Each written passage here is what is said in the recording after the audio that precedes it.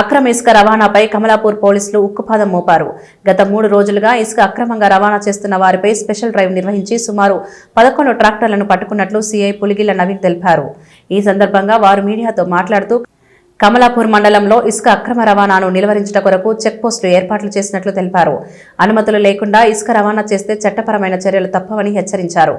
ఇసుక ట్రాక్టర్లను పట్టుకోవడంలో చాకచక్యంగా వ్యవహరించిన ఎస్ఐ దిలీప్ మధులను అభినందించారు.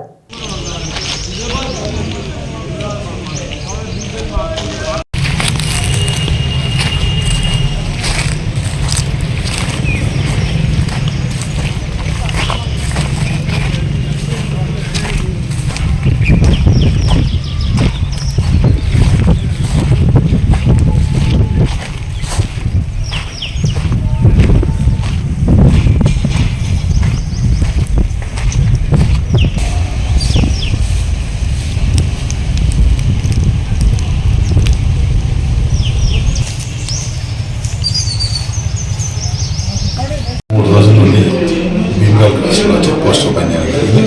ఇది గత 3 రోజుల నుండి 11 ట్రాక్టర్లను సీజ్ చేయడం జరిగింది. మన మండలం పక్కన మండలాల ద్వారా మానేరు వాగు నుండి కానీ మన మండలంలో ఉన్న చిన్న చిన్న వాగుల ద్వారా కానీ ఎలాంటి అక్రమ ఇసుక రవాణా చేసినా ఉపేక్షించలేదు. కఠినమైన చర్యలు చట్టపరంగా కఠినమైన చర్యలు తీసుకోవడం జరుగుతుంది. మన మండలంలో కానీ మన మండలం ద్వారా కానీ బయట అలాంటి అక్రమ ఇసుక రవాణాను కానీ ఉపేక్షించేది లేదు. ఇలా అక్రమ రవాణాను పర్మిషన్ లేకుండా అక్రమంగా రవాణా చేస్తే చట్టపరమైన చర్యలు తీసుకుంటాం.